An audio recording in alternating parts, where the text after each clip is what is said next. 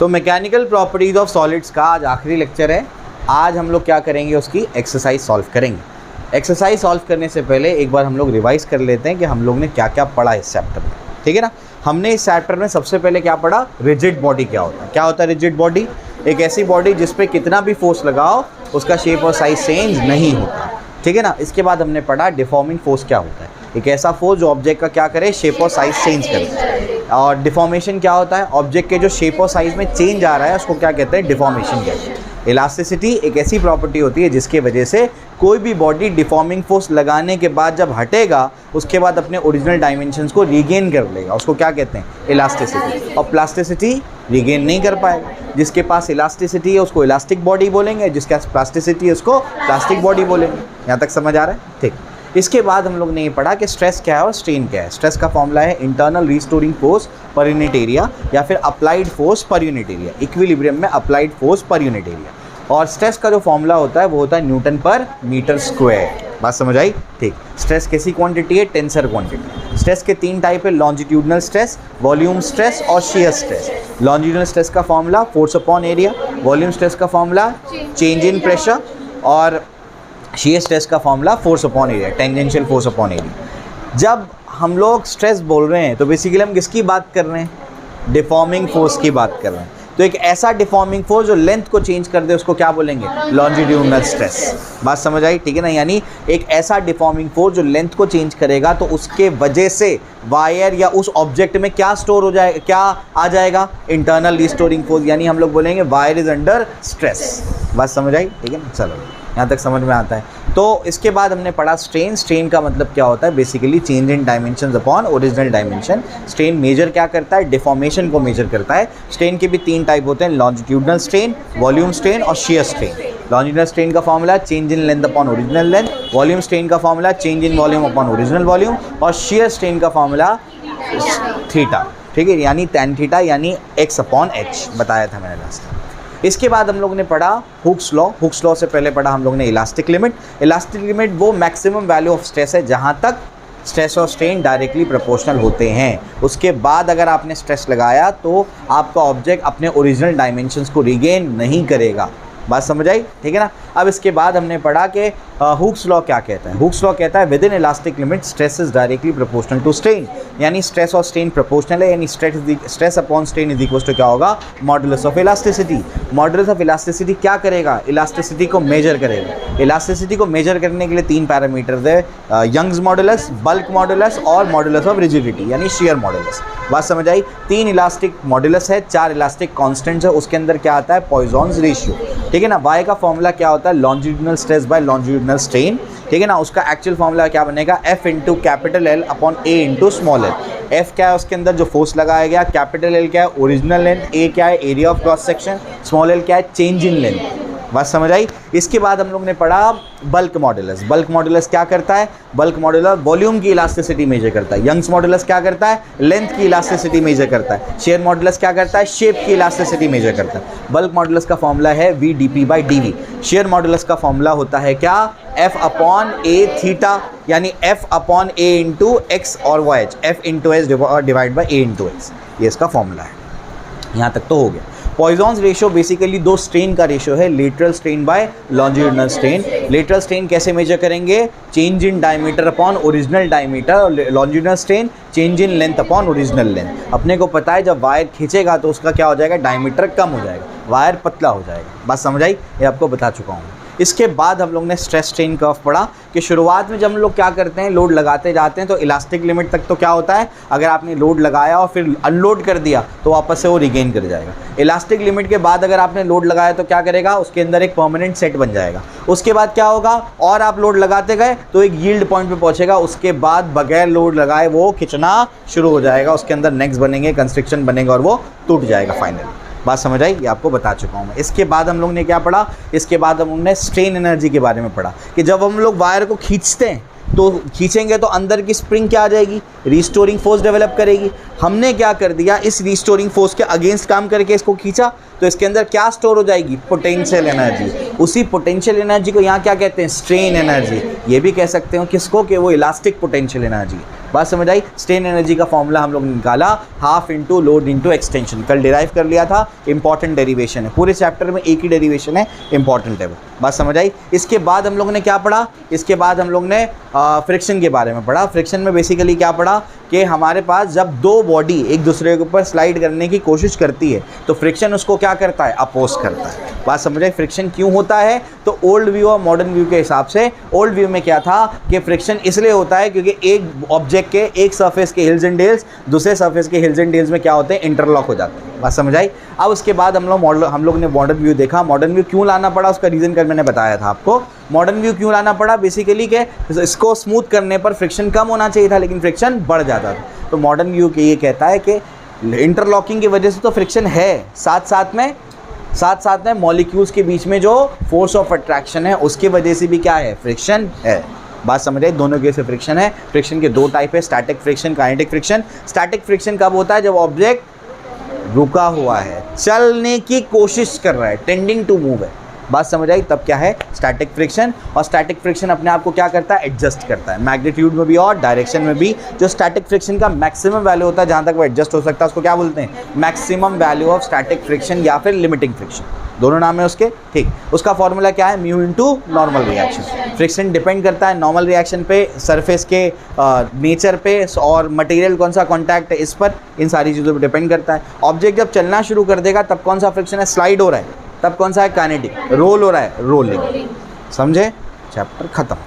ठीक, अब हम लोग एक्सरसाइज पे चलते हैं। आइए एक्सरसाइज हम लोग देखेंगे क्या क्या है एक्सरसाइज।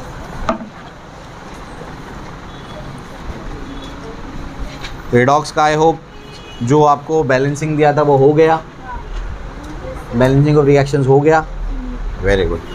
और वो बेसिक मीडियम वाला हुआ, बेसिक मीडियम वाला नहीं हुआ।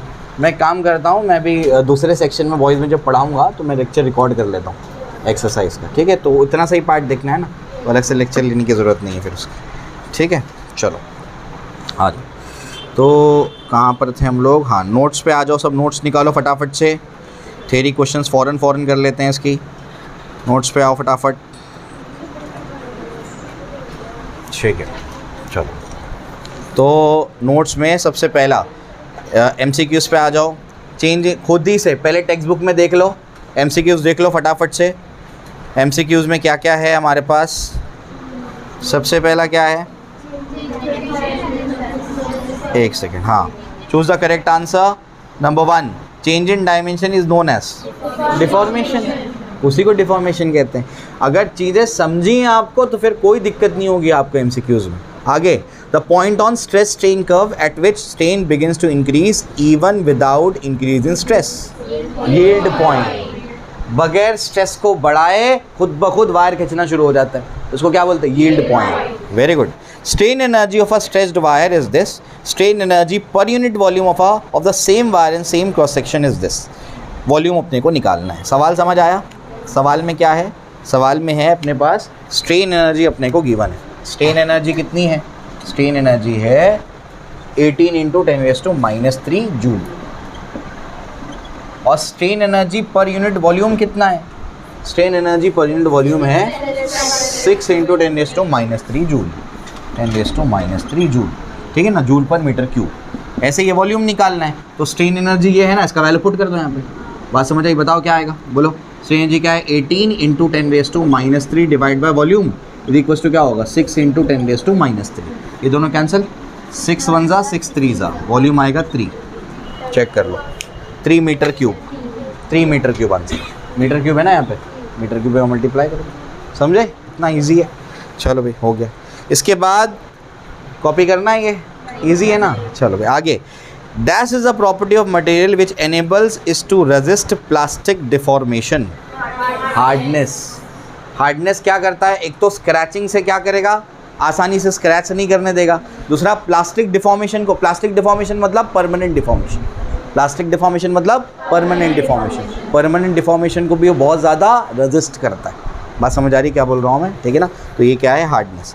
The ability of a material to resist fracturing, fracturing मतलब टूटना, कौन आसानी से नहीं टूटता है, जो टफ होता है। बात समझ आई, ठीक है ना। चलो भाई ये भी हो गया। डिफाइन इलास्टिसिटी, इलास्टिसिटी क्या है बताओ जल्दी जल्दी। Elasticity is a property of a material by virtue of which, याद नहीं हुआ डेफिनेशन अब तक, by virtue of which the material body regain its original dimensions after the removal of deforming force। बात समझ आई? सिंपल है, ठीक है। चलो यहाँ तक समझ में आता है। इसके बाद what do you mean bye deformation, बोलो भाई। ठीक है, स्टेटमेंट अगर आपको चाहिए तो यहाँ पर सब लिखा हुआ है, मैंने सब वो पीडीएफ को ऐड कर दिया है, तो उसका एक्सरसाइज में एक्सरसाइज निकाल लो, अभी पीडीएफ ओपन कर लो फटाफट से। ठीक है, सब बता चुका हूँ मैं। चेंज इन शेप और साइज ऑफ और both of a body due to an external force is called as deformation. SI unit of and dimensions of stress, जल्दी से, न्यूटन पर मीटर स्क्वायर। न्यूटन पर मीटर स्क्वायर को pascal भी कहा जाता है, न्यूटन पर मीटर स्क्वायर को पास्कल भी कहा जाता है, याद रखना। डायमेंशंस क्या होंगे उसके, m1 l-1 t-2, प्रेशर के डायमेंशंस होंगे, ठीक है ना। स्ट्रेन क्या होता है, it is the ratio of change in dimensions divide by original dimension. कितना आसान है, ठीक है ना। Young's modulus of a rigid body क्या है, बोलो। Young's modulus of a rigid body, Young's modulus आपको निकालना है तो आप ऐसे लिखना उसको, Young's modulus is the ratio of longitudinal stress to the longitudinal strain. यहाँ तक समझ आया। और आगे लिखना, it measures elasticity of length, समझे, बस हो गया, इतना ही लिखना उसमें, ठीक है। It measures elasticity of length, ठीक है ना। उसके बाद why bridges are unsafe after a very long use. A bridge during its use undergoes recurring stress depending upon the movement of the vehicle. When the bridge is used for long time, it loses its elastic strength and ultimately may collapse। ठीक है ना, मतलब stress लग लग के उसके अंदर क्या आता है, अब गाड़ियाँ चलती हैं उसके ऊपर, ब्रिज के ऊपर, तो क्या होता है, स्ट्रेस लग लग के उसके अंदर थोड़ा थोड़ा क्या आता है, स्ट्रेन आता है। स्ट्रेन आने की वजह से एक टाइम पे क्या करेगा, वो अपना इलास्टिक लिमिट को क्रॉस कर जाएगा स्ट्रेस, तो वो क्या करेगा, परमानेंट उसके अंदर क्या आ जाता है, सेट बन जाता है। इस वजह से बहुत टाइम के बाद ब्रिज को यूज़ करने मना किया जाता है, ठीक है ना, यानी उसको वापस से रिपेयर किया जाता है, ठीक है ना। अभी आपने ऐसा क्यों नहीं देखा, क्योंकि इंडिया में जो ब्रिजेस बने हैं, जो हमारे आसपास में ब्रिजेस बने हैं, वो नए नए बने हैं, उनको बहुत ज़्यादा साल नहीं हुआ है, बात समझ आई, ठीक है ना। अगर आपको इस चीज़ के बारे में देखना है तो आप एक चीज़ देख रहे होंगे कि मुमरा में भी ये रिपेयरिंग का सिलसिला चला है। क्यों, बिल्डिंगों को 30 साल के ऊपर हो गए, ब्रिजेस बने हैं उनको 30 साल नहीं हुआ है, ये बाईपास बना है 30 साल थोड़ी हुआ उसको, बात समझ आई। इसलिए आपको ब्रिजेस के बारे में ये जो ज़्यादा टाइम के यूज़ नहीं करना, ये आपको देखने नहीं मिला, लेकिन बिल्डिंग रिपेयरिंग आपको देखने मिल गया। क्यों, 30-40 साल हो गया बिल्डिंग को, वो भी अपनी क्या करता है, वो जो उसकी प्रॉपर्टी है स्ट्रेस को बेयर करने की, उसको क्या कर चुका है वो, हाँ, उसको क्रॉस कर चुका है। मटेरियल भी क्या हो गया, मटेरियल पुराना हो गया। अगर बिल्डिंग गिरती है ना कोई, तो बिल्डिंग एक साथ नहीं गिरती, पहले वो इंडिकेशंस देती है बिल्डिंग गिरने की, कुछ टूटेगा, फिर कभी कुछ टूटेगा, बात समझ आई। तो अक्सर तुमने देखा होगा पुरानी बिल्डिंग में जब तुम सीढ़ी चढ़ रहे होते हो, वो हिस्से में कुछ ना कुछ गिरा हुआ होता है, समझ आया। तो बिल्डिंग इंडिकेशंस देती है कि बिल्डिंग कमज़ोर हो गई है, वैसे ही ब्रिजेस के साथ में भी होता है, बात समझ आई। बस सिंपल इसका explanation. How should be a force applied to a body to produce shearing stress, ठीक है ना। शेयरिंग स्ट्रेस अगर आपको प्रोड्यूस करना है तो कैसा फोर्स लगाना पड़ेगा, टेंजेंशियल फोर्स लगाना पड़ेगा। शेयरिंग स्ट्रेस मतलब क्या, शेप चेंज करने वाला, तो कैसा फोर्स लगाना पड़ेगा, टेंजेंशियल। फलेरो कैंडी का एग्जांपल दिया था मैंने भाई, ठीक है ना। State the conditions under which Hooke's law hold, ठीक है ना। हुक्स लॉ कब होल्ड करता है, जब तक आप इलास्टिक लिमिट के अंदर बात कर रहे हैं, तो वही लिखा हुआ है उसके अंदर, loaded within elastic limit. Poisson's ratio क्या होता है, it is the ratio of lateral strain by longitudinal strain, एकदम आसान है, ठीक है। उसके बाद within elastic limit the ratio of lateral, I am sorry, what is an elastomer. Elastomer क्या होता है, ऐसे मटेरियल इनको बहुत ज़्यादा खींचने पर भी, खींचने के बाद छोड़ दो तो वापस से अपना वो शेप रिगेन कर लेता है, बात समझ आ रही क्या बोल रहा हूँ मैं। जो बुक में रबर का एग्जाम्पल दिया हुआ है, वो आर्टिफिशियल रबर नहीं जो आप यूज़ करते हैं, आपके रबर बैंड में रबर होता है, हाँ, वो वाले रबर की बात नहीं कर रहा है, वो नेचुरल रबर की बात कर रहा है। नेचुरल रबर इलास्टोमर्स होते हैं, आर्टिफिशियल रबर इलास्टोमर्स नहीं है। लेकिन मैंने बेस्ट एग्जांपल किसका दिया था, एओर्टा, एओर्टा का एग्जांपल दिया था। बहुत ज़्यादा खींचने के बाद भी उसको छोड़ देंगे तो क्या करेगा, वापस से अपनी क्या करेगा, उसको रिगेन कर लेगा, अपने ओरिजिनल डायमेंशंस को रिगेन कर लेगा। इलास्टोमर्स जो है वो बेसिकली इलास्टिक पॉलीमर का शॉर्ट फॉर्म है, बात समझ आई। जैसे मैंने बोला था बाइक में शॉकर्स लगता है, तो शॉकर शॉक एब्जॉर्बर्स का क्या है, शॉर्ट फॉर्म, बात समझ आई। तो इलास्टोमर्स क्या है, इलास्टिक पॉलीमर्स होते हैं। पॉलीमर्स आप केमिस्ट्री में पढ़ोगे ऑर्गेनिक के अंदर, ठीक है। चलो यहाँ तक समझ में आ गया। उसके बाद what do you mean by elastic hysteresis, ठीक है ना, in case of some material like vulcanized rubber when the stress is applied to a body decreases to zero the strain does not return to zero immediately. Hysteresis का मतलब क्या होता है? Hysteresis का मतलब होता है लैगिंग बिहाइंड। कोई चीज़ जो पीछे छूट जाती है उसको क्या कहते हैं? हिस्टेरेसिस कहते हैं। बात समझ आ रही क्या बोल रहा हूँ मैं? तो जैसे एक वल्कनाइज रबर की ये बात कर रहा है, एक तरीके का रबर है, अगर उसको आप क्या करते हो, पकड़ के खींचते हो, उसके आपने क्या लगाया? Deforming force. फिर डिफॉर्मिंग फोर्स हटाया तो ये क्या होना चाहिए? वापस से चले जाना चाहिए। लेकिन जैसे ही स्ट्रेस हटेगा तो स्ट्रेन भी ज़ीरो हो जाना चाहिए, लेकिन ऐसा नहीं होता। वो धीरे धीरे करके क्या करता है? स्ट्रेन को ज़ीरो करता है, समझे? तो स्ट्रेस तो पहले हट गया, धीरे धीरे करके पीछे कौन आया? स्ट्रेन ज़ीरो हुआ, पीछे धीरे धीरे करके हुआ। इसी वजह से स्ट्रेन क्या है? Lagging behind. इस वजह से इसको क्या बोलते हैं? Elastic hysteresis. तो कुछ मटेरियल में स्ट्रेन फौरन ज़ीरो नहीं होता, जैसे वल्कनाइज रबर। बात समझ आई? टाइम लगता है उसको ज़ीरो होने के लिए। Lagging of strain behind the stress is called elastic hysteresis. भेजे में गया, ठीक। उसके बाद state the names of hardest material and the softest material. Hardest material diamond, softest material aluminium. आराम से स्क्रैच कर सकते हैं हम उसको, ठीक है ना। उसके बाद क्या आगे क्या है? Define friction. Friction the property which resist the relative motion between two surfaces in contact. पहले बता चुका हूँ मैं, बुक में भी डेफिनेशन था ही। तो force of static friction is known as self adjusting force. क्योंकि अपने आप को वो मैग्नीट्यूड और डायरेक्शन दोनों में क्या करता है? एडजस्ट कर लेता है, ठीक है ना। चलो देखो क्या लिखा हुआ है। तो force of static friction varies in accordance with applied force. जैसे अप्लाइड फोर्स लगाओगे उस हिसाब से क्या करेगा? स्टैटिक फ्रिक्शन वेरी करेगा। इस वजह से वो सेल्फ एडजस्टिंग है। Name two factors on which the coefficient of friction depends. कौन कौन से फैक्टर पे डिपेंड करता है? मटेरियल कौन सा कॉन्टैक्ट में है और सरफेस का नेचर कैसा है, रफ है, स्मूथ है, क्या है, ठीक है ना। चलो distinguish between elasticity and plasticity. Elasticity में क्या होता है? Body regains its original shape और साइज। मतलब पहले पॉइंट में दोनों का डेफिनेशन लिख देना। पहले पॉइंट में डेफिनेशन आ गया। दूसरे पॉइंट में क्या है? Restoring forces are strong enough to bring the displaced molecule to their original position. इसमें रिस्टोरिंग फोर्स कैसा होता है? स्ट्रॉन्ग होता है। और प्लास्टिक ऑब्जेक्ट में बहुत वीक होता है, ठीक है ना। Are not strong enough to bring the molecules back to their original position. Examples दे दिया उसके, क्या? Metal, rubber, quartz. इसमें plastic material, clay, putty, plasticine, thick mud, ये सब के सब क्या है? Plastic objects. एक और पॉइंट उसमें जोड़ लेना, द मटेरियल्स, क्योंकि 4 पॉइंट लिखने हैं आपको, 2 मार्क्स का सवाल आएगा मिनिमम। तो आप ये लिख देना, the bodies which possess elasticity are called as elastic bodies.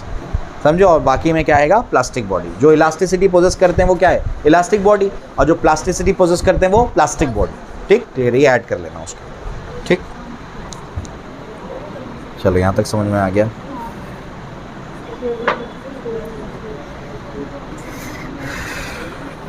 ठीक है। State any 4 methods to reduce friction. Friction can be reduce by using polish surfaces, using lubricant, using grease और यूजिंग बॉल बेरिंग्स, ठीक है ना। सारे machines में use होता है, ये समझ में आ रहा है आपको, ठीक है। उसके बाद रोलिंग फ्रिक्शन। रोलिंग फ्रिक्शन क्या है? Friction between 2 bodies in contact when one body is rolling over the other. Rolling मतलब रोटेशन प्लस ट्रांसलेशन, बताया था मैंने, ठीक है ना। रोलिंग फ्रिक्शन कैसे अराइज होता है? Arises is the point of contact of the body with the surfaces keep changing continuously, है ना। मतलब एक पॉइंट से कॉन्टैक्ट में हमेशा तो है नहीं, वो हमेशा पॉइंट ऑफ कॉन्टैक्ट क्या हो रहा है? चेंज हो रहा है। अगर पॉइंट ऑफ कॉन्टैक्ट चेंज हो रहा है, बहुत कम टाइम के लिए कॉन्टैक्ट है, तो बॉन्ड बना पाएगा क्या? नहीं। इस वजह से रोलिंग फ्रिक्शन सबसे कम रहता है, बताया था मैंने, ठीक है ना। उसके बाद explain how lubricants in help in reducing friction. Friction between lubricant to surface is much less than the friction between 2 same surfaces, hence using lubricants reduces the friction between the 2 surfaces. आपने अगर carrom खेला है तो उसमें आपने boric powder डाला हो, एक तरीके से ल्यूब्रिकेंट का काम करता है। वो क्या करता है? फ्रिक्शन को कम करता है ना। चलो भाई, तो वही ल्यूब्रिकेंट है। When the lubricant is applied to the machine part, it fills the depression present on the surface in contact. The less friction occurs between machine parts. Machine में भी क्या डालते हैं? तेल डाल देते हैं अपन, समझ रहे हैं। मशीन में तेल डालते हैं, क्या होगा? उससे फ्रिक्शन कम होगा। घर में जब कभी कभी कड़ी आवाज़ करती है तो फ्रिक्शन की वजह से करती है ना। अरे कड़ी होती है ना कोई भी दरवाज़ों में, तो उसमें आप क्या कर देते हो? तेल डाल देते हो। बात समझ रहे? कभी कोई पंखा भी आवाज़ करता है, फ्रिक्शन की वजह से करता है ना। चलो, तो तेल डालते हैं उसके अंदर। Application of lubricant also reduces wear and tear of machine parts, which in turn reduces friction. तो अगर lubricant लगाएंगे तो wear and tear का मतलब होता है टूटना फूटना, तो मशीन का टूटना फूटना उससे कम होगा, है ना। चलो ये भी clear. State the laws of static friction. Static friction की लॉज क्या है? The limiting force of static friction is directly proportional to normal reaction between the two surfaces in contact, ठीक है ना, mu into normal reaction. Second law क्या है? Limiting force of static friction is independent of apparent area in contact between the two surfaces. बात समझ आई, ठीक है ना, so long as the normal reaction remains the same. Limiting force of static friction depends upon the material in contact and nature of surfaces. बात समझ आई। Kinetic friction के 3 law same है। चौथे लॉ में क्या है? वो वेलोसिटी पे डिपेंड नहीं करता। बॉडी वेलोसिटी, उसकी वेलोसिटी कांस्टेंट हो, एक्सेलरेटेड हो, डिसेलरेटेड हो, उस पर डिपेंड नहीं करता। काइनेटिक फ्रिक्शन का एक क्या होता है? कैरेक्टरिस्टिक वैल्यू होता है। बात समझ आई। लेकिन वेलोसिटी ना बहुत कम होनी चाहिए ना बहुत ज़्यादा होनी चाहिए, वरना वो वेरी करेगा, ठीक है ना। चलो उसके बाद क्या? State the advantages of friction. अब फ्रिक्शन के क्या क्या एडवांटेजेस है? We can walk due to friction between ground and feet, we can hold object in hand due to friction. लिख कैसे सकते हो तुम? फ्रिक्शन की वजह से। तुम्हारे हाथ पे जो तुम बोलते हो ना कि फिंगरप्रिंट है, वो क्या है तुम्हारे हाथ में? ग्रूव्स हैं। वो ग्रूव्स मतलब क्या? जो निशान बने हुए हैं ना नेचुरली, वो फ्रिक्शन के लिए, ताकि तुम चीज़ों को होल्ड कर पाओ। बिल्कुल प्लेन हो जाएगा तो कैसे होल्ड करोगे? बात समझ आई।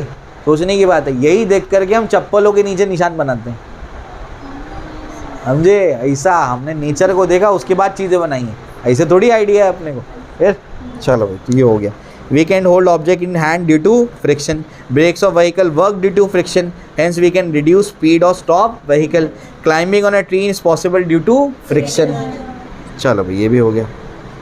उसके बाद state the disadvantages of friction. Book में एक स्टेटमेंट रॉन्ग है, फ्रिक्शन अपोजेस मोशन रॉन्ग है, रिलेटिव मोशन आएगा, रॉन्ग स्टेटमेंट है वो, ठीक है ना। जब मैं नून पे पढ़ा रहा था तब भी बच्चों को बताया था मैंने, तो रॉन्ग स्टेटमेंट है वो, ठीक है। तो फ्रिक्शन अपोजेस मोशन रॉन्ग है, ठीक है ना। चलो भाई, यही बुक अपने आप को कॉन्ट्रडिक्ट कर रही है। आगे के पेजेस में क्या लिखा हुआ है? Friction opposes the relative motion, और पीछे क्या लिख दिया है? फ्रिक्शन अपोजेस द मोशन, ठीक है ना। चलो भाई, उसके बाद क्या? Friction produces heat in different parts of machine, it also produces noise. Friction की वजह से क्या होता है? हीट प्रोड्यूस होती है। जब दो चीज़ों में घसड़ होगी, इससे क्या होगा? हीट प्रोड्यूस होगी ना, तो फ्रिक्शन की वजह से हीट प्रोड्यूस होती है। और automobile engine consume more fuel due to friction. Friction की वजह से वो क्या करेगा? ज़्यादा फ्यूल कंज्यूम करेगा, ठीक है ना। चलो भाई, ये भी क्लियर है। उसके बाद what do you mean bye brittle substances? वो सब्सटेंस जो इलास्टिक लिमिट के अंदर ही टूट जाते हैं, उसको क्या बोलते हैं? ब्रिटल।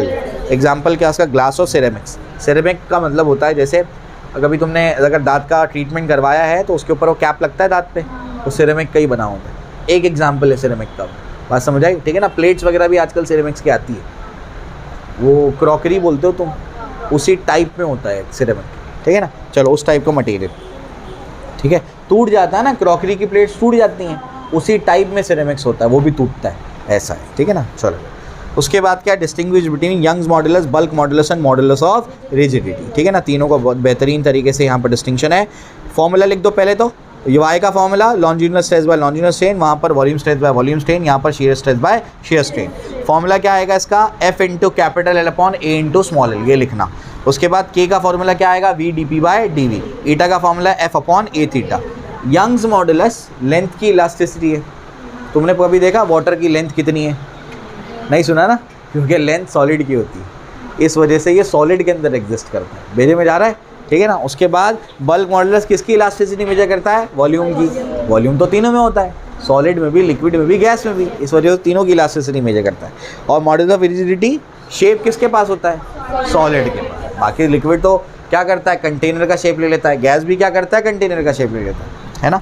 और इट रिलेट्स टू, आप 4th पॉइंट में लिखना, it measures elasticity of length, यहाँ लिखना it measures elasticity of volume और it measures elasticity of shape, ठीक है ना। उसके बाद क्या? स्ट्रेस क्या है, स्ट्रेन क्या है, उसके डिफरेंट टाइप्स क्या है, ठीक है ना। स्ट्रेस क्या है, स्ट्रेन क्या है, आपको पता है। स्ट्रेस क्या होता है? डिफॉर्मिंग फोर्स अपॉन एरिया, है ना, internal restoring force upon area. Deforming force कब आएगा? जब इक्विलिब्रियम आ जाएगा, ठीक है ना। उसके बाद स्ट्रेस के 3 टाइप आप लोगों को पता है, स्ट्रेन के 3 टाइप आप लोगों को पता है। यंग्स मॉडुलस क्या है? रेशो में आपको पहले बता दूँ, फिर से वही सवाल आया। यंग्स मॉडुलस क्या है वो आप लोगों को पता है, longitudinal stress by longitudinal strain. Unit बता चुका हूँ, डायमेंशंस बता चुका हूँ उसके। उसके बाद derive an expression for strain energy per unit volume, कल का डेरिवेशन, कल जो मैंने आपको बताया था, तो वो आप लोगों को देखना है। उसके बाद फ्रिक्शन, अभी तो आया था फ्रिक्शन, आगे क्या है? अच्छा, यहाँ पे सिर्फ इतना ही है, डिफाइंड फ्रिक्शन। अच्छा चलो ठीक है। तो क्या क्या है क्वेश्चन में? हाँ कौन सा क्वेश्चन है? फोर्थ का फिफ्थ। अच्छा उतना सब हो गया। What is friction? फ्रिक्शन तो अपने को पता है, ऐसा फोर्स जो क्या करता है, दो ऑब्जेक्ट्स को रिलेटिव मोशन को क्या करता है, अपोज करता है। Define coefficient of static friction and coefficient of kinetic friction, give the necessary formula for each. Coefficient of static friction is the ratio of limiting friction divide by normal reaction between the two surface. Formula क्या आएगा? Mu s is equal to F L upon N. और kinetic friction का formula क्या है? It the ratio of, बोलो mu के क्या है, बोलो जल्दी, म्यू के क्या है, भेजे में जा रहा है कि नहीं? अरे एफ के डिवाइड बाय नॉर्मल रिएक्शन, और म्यू एस क्या है? F L divide by normal reaction. बस ये फॉर्मूला इसी को डिफाइन करके लिख दो, ठीक है ना। स्टेट हुक्स लॉ, फिर से हुक्स लॉ आ गया। Within elastic limit stress is directly proportional to strain. Stress strain curve का ग्राफ बनाना है, मैं आपको कल एक्सप्लेन कर चुका हूँ। अब यहाँ से स्टार्ट होते हैं हमारे न्यूमेरिकल्स, ठीक है ना। चलो भाई न्यूमेरिकल्स को सॉल्व करते हैं। क्वेश्चन नंबर 4 का जो 3 है उसमें पहला पार्ट है यंग्स मॉडुलस को डिफाइन करो। उसका जो दूसरा पार्ट है उसमें कोई एक्सपेरिमेंट बताने बोला है। तो अब एक्सपेरिमेंट के लिए क्या करना, पूरा सर्च मेथड बताने की ज़रूरत नहीं है। एक्सपेरिमेंट में आप वो करना जो आपको मैंने यंग्स मॉडुलस समझाते टाइम बताया था। क्या बताया था यंग्स मॉडुलस समझाते टाइम? एक वायर लो, उस पर एक लोड लगाओ, mg का लोड लग रहा है, बात समझ आई? उससे वो एक्सटेंड हो गया। ओरिजिनल लेंथ क्या थी? Capital L। बस वही लिखना है, बात समझ आई? अगर आप उसके नोट्स चाहिए तो मैं भी ग्रुप पे भेज दूँगा, ठीक है। बस छोटा सा पार्ट करना। सर्च मेथड बहुत बड़ा मेथड है, तो बताने की ज़रूरत वो भी है, एक्सपेरिमेंटल सेटअप वो भी है, लेकिन जब बुक में नहीं है तो वो लिखने की ज़रूरत नहीं है। जो यहाँ पर है वो लिखो, ठीक है। चलो क्वेश्चंस करेंगे अभी, आ जाओ।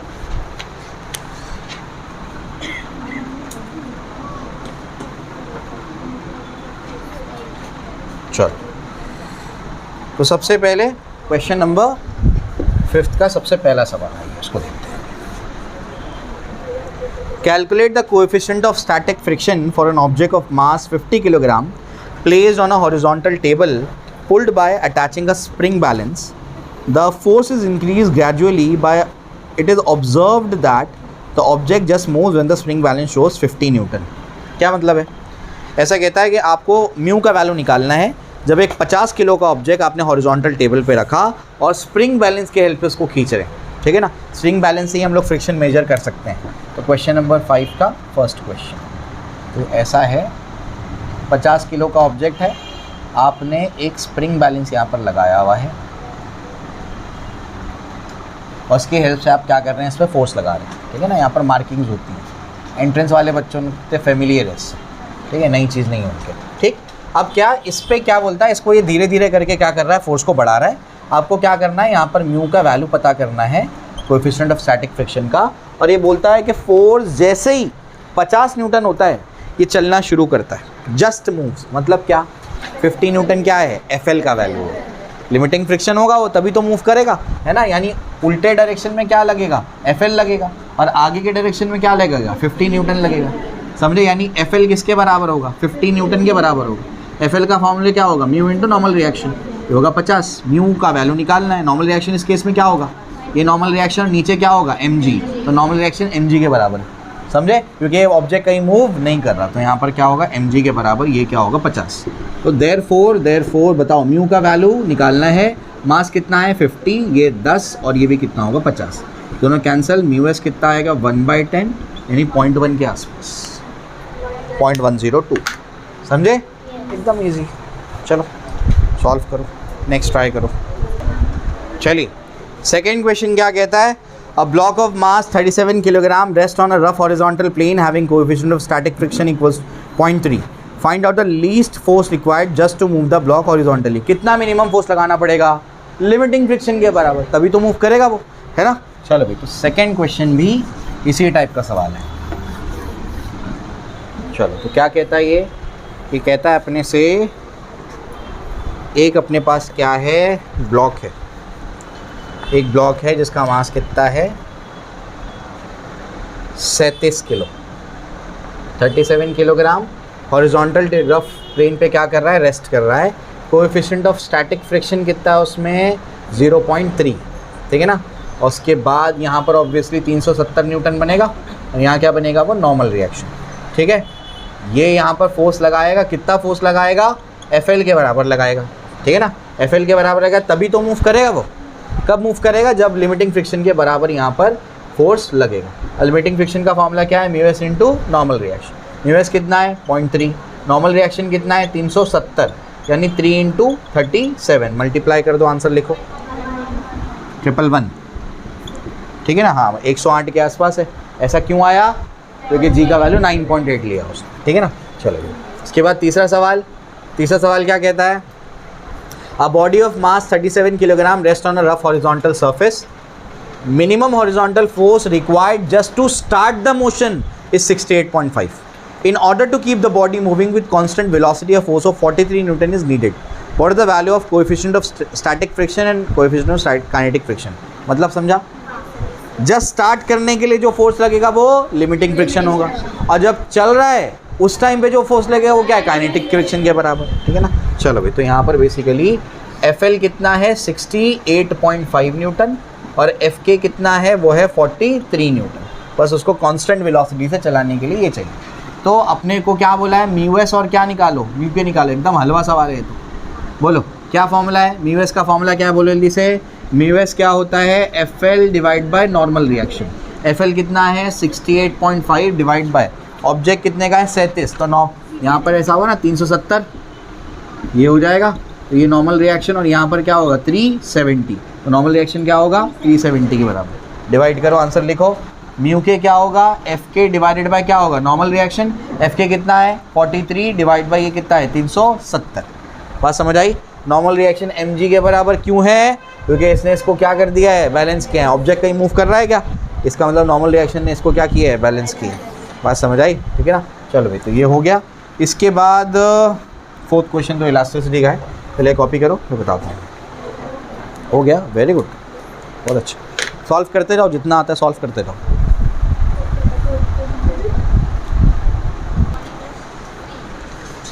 चलो फोर्थ क्वेश्चन बता देता हूँ मैं।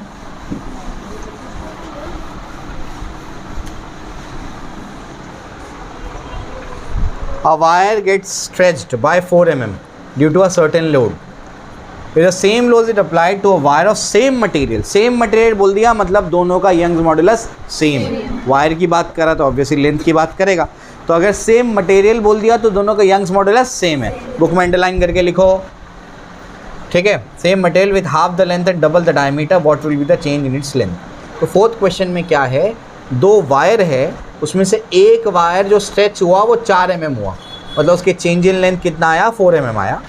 और इफ़ द सेम लोड, मतलब F1 इज इक्वल टू क्या है? F2। लोड मतलब फोर्स, दोनों का फोर्स क्या है? सेम है। Is applied to a wire of same material. Same material मतलब Y1 इक्वल टू क्या है? Y2 है। विथ हाफ द लेंथ मतलब L2 इज इक्वल टू क्या होगा? L1/2। और डबल द डायमीटर मतलब R2 इज इक्वल, डायमीटर मतलब radius, R2 is equal to क्या होगा? 2R1। ठीक है ना। उसके बाद क्या? Of the first wire what will be the change in its length, मतलब L2 निकालना है, स्मॉल L2। बात समझ आई? डायमीटर का जो रिलेशन होगा वही रेडियस का रिलेशन होगा, ध्यान रखना है। डायरेक्ट भी लिख सकते हैं आप उसको। ठीक है ना। अब इसके बाद क्या अपने को बोल दिया गया? ये दोनों क्या है? बराबर है। ठीक है ना। Since Y1 is equals to Y2, Young's modulus का फॉर्मूला बताओ।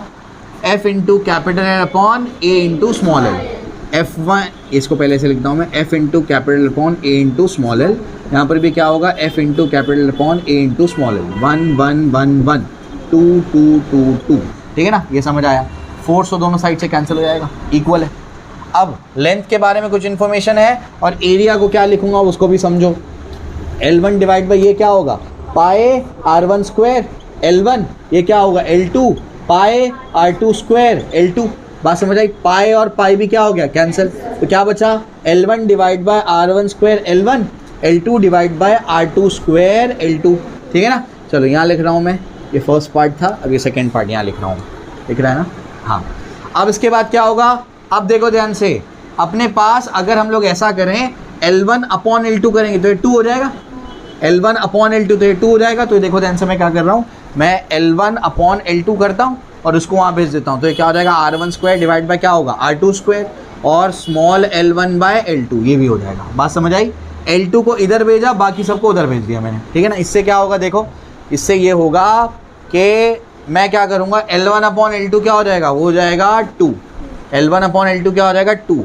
R1/R2 क्या होगा चेक करो, R1/1/2 हो जाएगा, तो 1/2 का स्क्वायर इंटू स्मॉल l1 क्या है 4 mm है वो, डिवाइड में अपने को क्या निकालना है L2 निकालना है। बताओ जल्दी से क्या होगा ये, देयरफॉर 2 इंटू कितना हो जाएगा 1/ क्या हो जाएगा 4, चेक करो, और ये क्या है 4 mm डिवाइड बाय क्या होगा L2, 4 और 4 क्या हो गया कैंसिल, L2 को इधर भेजो 2 को इधर भेजो, तो L2 is equals to 1/2 mm, यानी आएगा 0.5 mm। चेक करो सही है, सबका आ गया, ये नहीं आया था।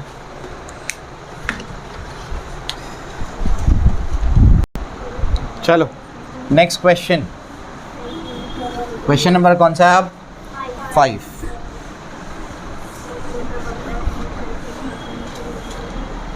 क्वेश्चन नंबर 5 क्या कहता है, क्वेश्चन नंबर 5 कहता है calculate the work done in stretching a steel wire of length 2 metre, cross sectional area 0.0 क्या ये 225 0.0225, ठीक है ठीक, चलो दिख रहे हैं पार्ट। हाँ, 5th क्वेश्चन में क्या है, एक वायर है जिसको वर्क डन आपको निकालना है, वर्क डन आपको निकालना है इन stretching a wire of length कितनी 2 मीटर, लेंथ कितना है 2 मीटर, और क्रॉस सेक्शनल एरिया कितना है उसका 0.00225, नहीं अच्छा सॉरी 0.0225 मिलीमीटर स्क्वायर, लोड कितना है 100 न्यूटन, उसके बाद slowly apply to its free end, Young's modulus का वैल्यू गिवन है वो कितना है 2 × 10⁻11 स्टील है, ठीक है। तो अपने को क्या करना, वर्क डन निकालना है, ठीक है। वर्क डन मतलब क्या, वर्क डन किसके फॉर्म में स्टोर होता है, पोटेंशियल एनर्जी, इस केस में पोटेंशियल एनर्जी क्या होती है स्ट्रेन एनर्जी, वो निकालना है, बात समझ आई, ठीक है ना। तो आपको निकालना है बेसिकली स्ट्रेन एनर्जी, उसका फॉर्मूला क्या होता है half into load into extension, half into load कितना है 100, एक्सटेंशन मेरे पास है क्या नहीं है। अब मेरे को एक चीज़ पता है लेकिन y क्या होता है f into capital L upon a into small L, यही होता है, तो स्मॉल एल को इधर भेजते हैं और y को उधर भेजते हैं, बात समझ आई। तो ये क्या हो जाएगा, ये हो जाएगा f into capital upon a into Y, बात समझ आई। तो स्मॉल एल को ये लिखा अपन ने, स्मॉल एल की जगह पर ये सब्स्टिट्यूट किया। अब इज इक्वल्स टू क्या होगा हाफ इंटू 100 इंटू फिर से 100, लेंथ कितना है 2 मीटर डिवाइडेड बाय एरिया कितना है 0.0225 इंटू 10⁻⁻6, क्यों देखो 0.0225 और ये मिलीमीटर का स्क्वायर है, ऐसे समझो उसको, मिलीमीटर का क्या है ये स्क्वायर। अब मिलीमीटर का स्क्वायर का मतलब होता है, मिली मतलब 10⁻³ मीटर का स्क्वायर, अब ये स्क्वायर करो तो 10⁻⁻6 और ये क्या होगा मीटर स्क्वायर, क्योंकि एरिया को मीटर स्क्वायर में करना पड़ेगा, याद रखना millimetre square is 10⁻⁶ metre square, ठीक है ना, याद रखना अभी इसको। इंटू वाई का वैल्यू कितना है, वाई का वैल्यू है 2 × 10⁻11, ठीक है, 2 और 2 तो ख़त्म हो गया, ठीक है। इसके बाद बस सिंपल कैलकुलेशन वही है, बेसिक कैलकुलेशन, 1 2 3 4 हो गया, मतलब ये हुआ तुम्हारे पास, ऊपर आया 10⁻4, नीचे क्या आया 225 इंटू 10⁻⁻6 तो था -10 हो जाएगा ये, इंटू 10⁻, क्या हो गया 11, ठीक है ना। अब क्या बचा बताओ, अब बचा है is equals to strain energy is equals to क्या बच रहा है आपके पास 10⁻4, मतलब क्या होगा 100 इंटू 100, और ये मिला करके क्या होगा, एक ऊपर जाके क्या होगा -1 है ना, -1 डिवाइड बाय क्या होगा 225, ठीक है ना।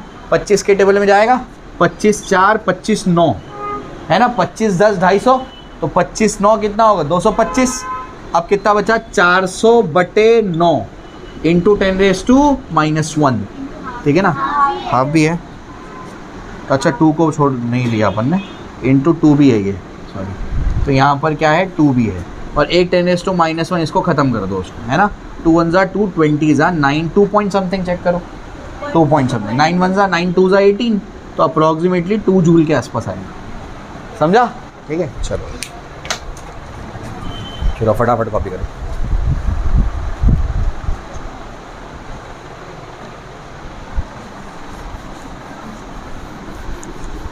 चलो अब कौन सा है 6th question,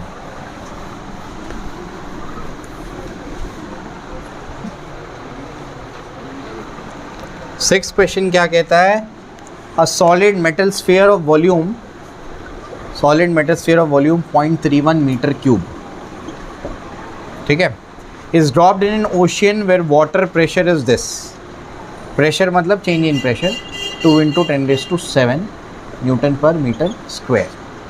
calculate the change in volume, यानी क्या निकालना है, डीवी निकालना है। The bulk modulus of metal is 6.1 × 10⁻10 newton पर मीटर स्क्वायर, ठीक है ना।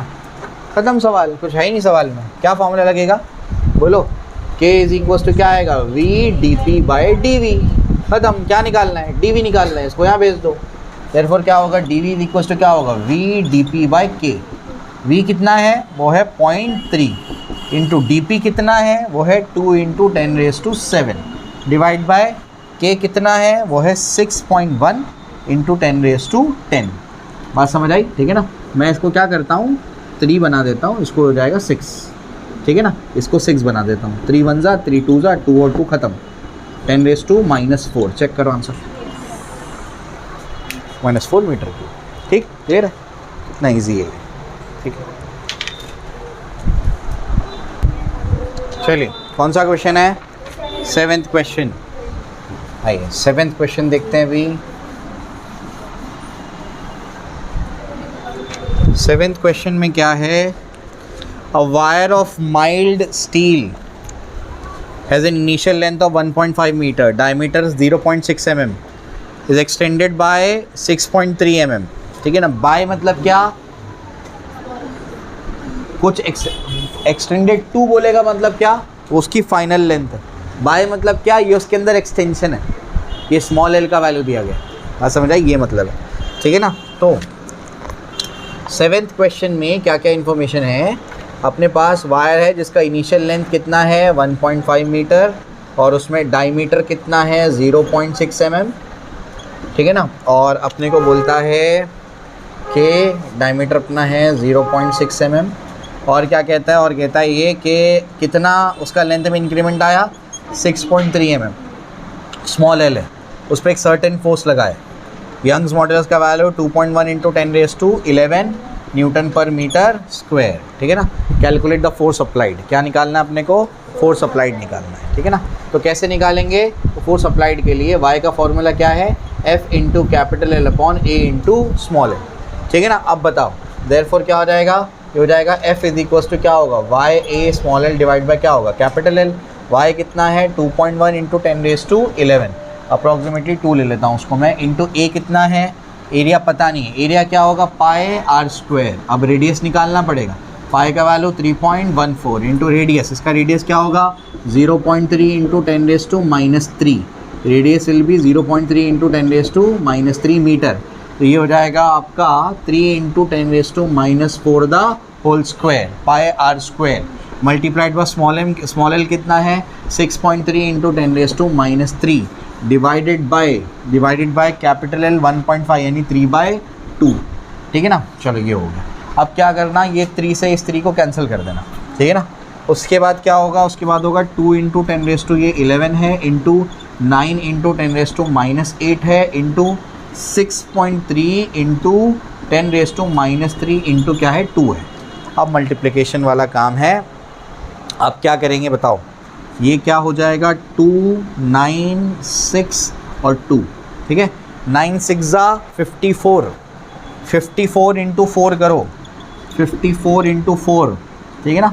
कितना हो जाएगा चेक करो, 4 4 ज़ा 16, 20 21 216 के आसपास, 216 इंटू 10⁻, ये तो ख़त्म हो जाएगा। चेक करो आंसर, हाँ आएगा ना 250, 216। हाँ बताता हूँ क्या क्या अपन ने रफ कैलकुलेशन किया, इसको पहले काट दिया, ठीक है ना, और इसको क्या लिया मैंने 6 कंसिडर किया, इसे उतना तो वेरिएशन आएगा। ये 6.3 है, वो 3.14 है, बात समझ आई, ठीक है ना। इस वजह से वेरिएशन आ रहा है। आंसर ऑर्डर से ही आया, आंसर का रफ इससे आया क्योंकि हमने अप्रॉक्सीमेशन ज़्यादा लिया है इस वजह से, ठीक है। चलो next question, question number 8 question क्या कहता है, a composite wire is prepared by joining a tungsten wire and a steel wire end to end. Both the wires are of same length and the same area of cross section. If this composite wire is suspended to a rigid support and a force is applied to its free end, it gets extended by 3.25 mm. Calculate the increase in length of tungsten wire and steel wire. तो 8th question क्या कहता है, 8th question कहता है आपसे कि composite wire आपने बनाया, दो वायर्स को जोड़ करके एक वायर बनाया गया है. ऊपर वाला टंगस्टन का है, नीचे वाला स्टील का है, ठीक है ना. अब क्या है यहाँ पर, दोनों का area of cross section same है. उसके बाद कहता है दोनों की लेंथ सेम है. उसके बाद if the composite wire suspended to a rigid support, a force is applied to its free end and is extended by, मतलब दोनों का जो कंपोजिट वायर जो मिला करके एक्सटेंशन हुआ है, यानी extension of tungsten wire plus extension of steel wire, दोनों मिला के कितना हुआ है 3.25 mm. Calculate the increase in length of the tungsten wire, LT निकालना है और LS निकालना है, दो चीज़ें निकालनी है. Y का वैल्यू दिया गया है. बात समझ आई, क्लियर है. क्या बोला है, कंपोजिट वायर बनाया गया, दो वायर को जोड़ करके एक वायर बना दिया गया, ठीक है ना, टंगस्टन और स्टील. ठीक. अब क्या कहता है, दोनों का क्रॉस सेक्शन एरिया सेम है. उसके बाद दोनों की लेंथ इनिशियल सेम है. टोटल मिला करके जो दोनों का एक्सटेंशन हुआ लोड लगाने के बाद वो कितना आया, वो आया अपना 3.25 mm. तो अपने को कहता है ये कि क्या करो, इंडिविजुअल एक्सटेंशन निकाल के बताओ, टंगस्टन वायर में कितना एक्सटेंशन आया और स्टील में कितना एक्सटेंशन आया, ये पूछा है. बात समझ आई. ठीक. चलो देखो तो कैसे निकालेंगे इसको. तो अपने को ये बात यहाँ पर समझ में आ रही है कि बेसिकली ये अपने पास यंग्स मॉडुलस तो यहाँ पर दोनों का अलग अलग है, डेफिनेटली YT और YS होगा. अब दोनों का area of cross section same है और दोनों पे लोड तो सेम ही लगाया होगा ना. अगर मास लगाया तो दोनों में mg तो सेम लग रहा है, यानी दो, समझ आ रहा है क्या बोल रहा हूँ मैं, ये दोनों एक साथ लगे हुए हैं तो लोड तो सेम है ना, यानी दोनों पे फोर्स जो लग रहा है वो क्या है, सेम है. अगर फोर्स सेम है तो फोर्स को इक्वेट कर देते हैं. फोर्स को इक्वेट करेंगे तो क्या आएगा बताओ, F1 इज इक्वल टू, यानी FT इज इक्वल टू क्या लगाएंगे, FS लगा देंगे, ठीक है ना. अब Y का फॉर्मूला क्या है जल्दी से बताओ, F into capital upon A into small L.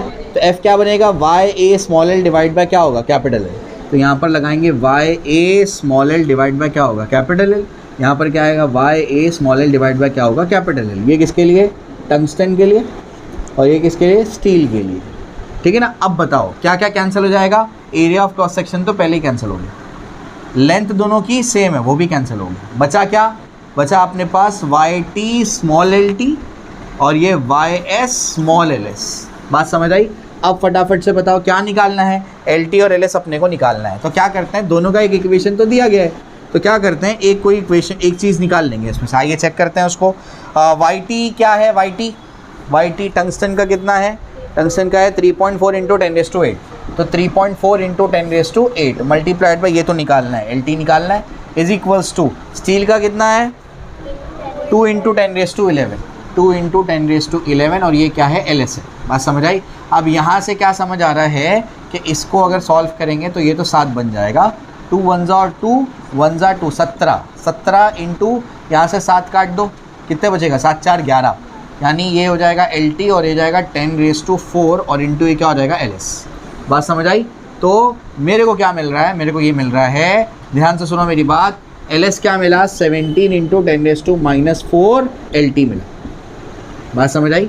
10 नीचे जाके 10⁻4, फिर न्यूमरेटर में जाके 10⁻4, ठीक है ना. तो ये LS मिल गया. बट ये मुझे पता है LT प्लस LS ये दोनों मिला के कितना है, 3.25 इंटू 10⁻3 mm है. तो LS की जगह पर उसको सब्स्टिट्यूट कर दो, LT प्लस ये कितना है 17 into 10⁻4 LT is equal to 3.25 into 10⁻3. अब यहाँ से LT को कॉमन ले लो, यहाँ क्या बचेगा 1 प्लस 1.7 इंटू 10⁻, क्या कर दो -3, और ये कितना है 3.25 इंटू 10⁻, क्या होगा -3, ठीक है ना. अब क्या कर सकते हैं, अब इसको नीचे भेजना पड़ेगा, फिर उसको ऐड करके उससे डिवाइड करना पड़ेगा. बात समझ आई. यही तरीका और कोई तरीका नहीं. तो देयरफॉर क्या हो जाएगा, therefore LT is equal to 3.25 into 10⁻, क्या होगा -3 डिवाइडेड बाय, इसका क्या करेंगे, ये आगे 0 लगा दो उसके, 1 2 3 मतलब 1 प्लस 0.0017 यानी 1.0017 ये आएगा, यानी ये जाएगा 3.25 इंटू 10⁻3 डिवाइड बाय 1.0017 ये आएगा LT. अब इन दोनों को डिवाइड करेंगे क्या मिलेगा, LT मिलेगा. इस LT को यहाँ सब्स्टिट्यूट करना, उससे क्या मिल जाएगा, LS मिल जाएगा। बात समझ आई? चलो कॉपी करो। चलो इसका आंसर अप्रॉक्सीमेटली वही आएगा, क्योंकि डिनोमिनेटर में 1.0017 मतलब 1 ही हुआ, तो आंसर बनेगा अप्रॉक्सीमेटली 3.25 मिलीमीटर। फिर उसको यहाँ सब्स्टिट्यूट करोगे तो ये ऑलमोस्ट 0 पॉइंट समथिंग आएगा, 0.00 समथिंग। ठीक है, चलो ना के बराबर एक्सटेंशन होगा स्टील वायर के अंदर, क्योंकि वो ज़्यादा इलास्टिक है। ज़्यादा इलास्टिक कौन होता है? जो खींचने में ज़्यादा अपोज करता है, उसको ज़्यादा इलास्टिक कहते हैं। 9th क्वेश्चन, अ स्टील वायर, सब यहाँ पर ध्यान दो अभी। A steel wire having cross sectional area 1.2 millimetre square, यानी कितना होगा, 1.2 इंटू 10⁻⁻⁶ मीटर स्क्वायर। आगे क्या है, stretched by a force of 120 newton. Lateral strain कितना है उसके अंदर, लेटरल स्ट्रेन यानी small d by capital D, ये कितना है 1.455 mm। पॉइजॉन्स रेशियो निकालना है। पॉइजॉन्स रेशियो का फॉर्मूला बताओ जल्दी, lateral strain by longitudinal strain, है ना। चलो सीधा इसको लेटरल स्ट्रेन भी कह सकते हैं। तो सिग्मा क्या है, सिग्मा है lateral strain divided by longitudinal strain, यही है। लेटरल स्ट्रेन कितना है 1.455 mm divided by longitudinal strain, पता है क्या? नहीं पता है, ठीक है ना, नहीं पता है। तो ये क्या है बेसिकली स्मॉल l बाय क्या है, ये कैपिटल L, यही है ना। और ये क्या है सिग्मा, तो 1.455 मिलीमीटर, अभी मिलीमीटर ही है वो, याद रखना। और ये क्या हो जाएगा capital L bye small l, भेजे में गया। अब f का y का फॉर्मूला क्या होता है बताओ, f into capital upon a into small l। तो capital L bye small l क्या होगा फिर बताओ जल्दी से, YA अपॉन f होगा, यही होगा। तो ये इसकी जगह पर वो पुट कर देंगे 1.455 इंटू 10⁻³ इंटू कैपिटल L कितना है, ये है YA अपॉन कैपिटल F, तो हो जाएगा 1.455 इंटू 10⁻³ मल्टीप्लाइड बाय y कितना है,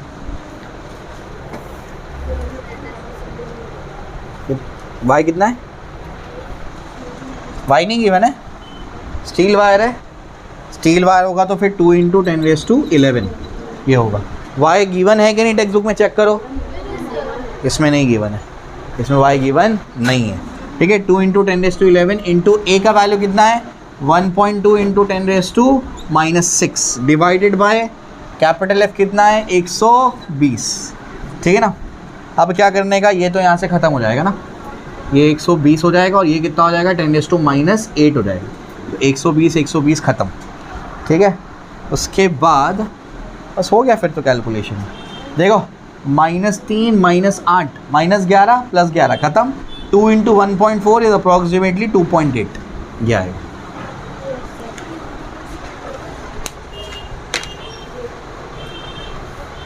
क्या आंसर है, रॉन्ग है आंसर रॉन्ग है,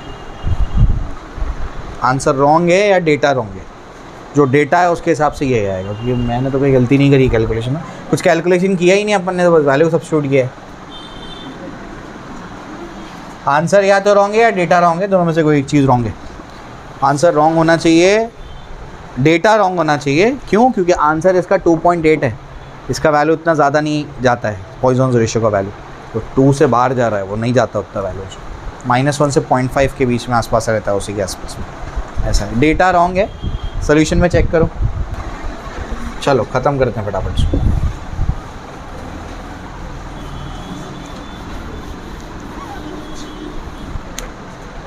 चलो भाई आगे क्या है, क्वेश्चन नंबर 10। क्वेश्चन नंबर 10 क्या है, टेलीफोन वायर है, लेंथ कितना है 125 मीटर, आगे and 1 mm in radius, 1 millimetre क्या है रेडियस उसका, उसके आगे फोर्स की stress to a length of, to a length मतलब क्या, अब फाइनल लेंथ वो है, फाइनल लेंथ है ना वो, इसका मतलब जो आपका भी चेंज इन लेंथ होगा वो कितना होगा 125.25 माइनस 125। टू अ लेंथ मतलब उसकी फाइनल लेंथ इतनी हो गई है, तो चेंज कितना आया 0.25, ये आएगा 0.25, ठीक है मीटर। बात समझ आई? बाय लेंथ नहीं बोला, क्या बोला? 2 मतलब फाइनल वैल्यू होती है, ठीक है ना। उसके बाद फोर्स कितना है? 800 न्यूटन।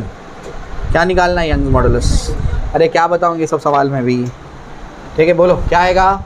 वाई का formula F into capital upon A into small L. ये क्या होगा बोलो? F कितना है? 800 इंटू कैपिटल L कितना है? 125।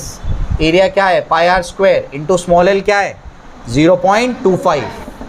बात समझ आई? पाई का वैल्यू क्या लिखोगे तुम लोग? 22/7।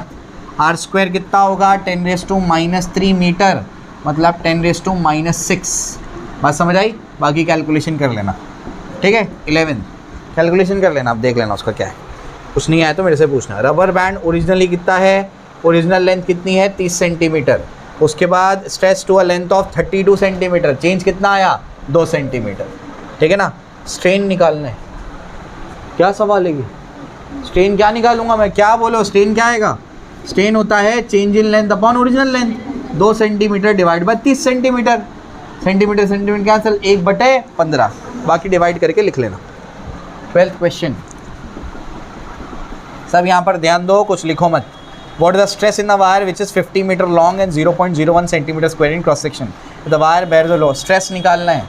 क्या बताऊँ तुमको मैं? ये स्ट्रेस का फॉर्मूला क्या होता है? Force upon area.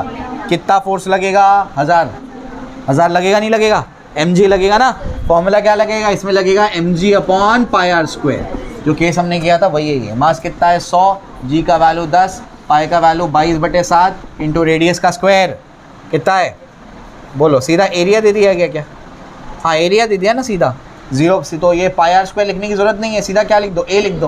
तो 100 इंटू 10 डिवाइडेड बाई कितना है? ये 0.01 सेंटीमीटर स्क्वायर है। वो एरिया कितना है? 0.01 सेंटीमीटर स्क्वायर। कैसे सॉल्व करोगे? 10⁻² स्क्वायर 10⁻⁴ तो हो जाएगा 0.01 इंटू 10⁻⁴ आ गया ये स्ट्रेस। डिवाइड करके लिख देना आंसर, ठीक है ना। इसके बाद strain. What is the strain in cable of original length 50? अरे यार क्या बताऊँ मैं ये सब। When load is lifted. Strain निकालना है। ओरिजिनल कितना है? 50। इंक्रीज कितना हुआ? यानी स्मॉल एल कितना है? 2.5। स्ट्रेन का formula change in length upon original length. तो 13th क्वेश्चन में भी यही है कि स्ट्रेन आपको निकालना है। स्ट्रेन क्या होता है? Small change in length upon original length. Change कितना आया? 2.5 सेंटीमीटर। ओरिजिनल लेंथ कितनी है? 50 सेंटीमीटर। डिवाइड करके लिख दोगे ना, एकदम सिंपल है। 10⁻⁻1 25 1 25 2 1/2 0.5 खत्म। आंसर आ गया। एक्सरसाइज खत्म, ठीक है। स्टार्ट में टफ क्वेश्चन है, एंड में इतने हलवे क्वेश्चन दिया हुआ, ठीक है। चलो चैप्टर खत्म।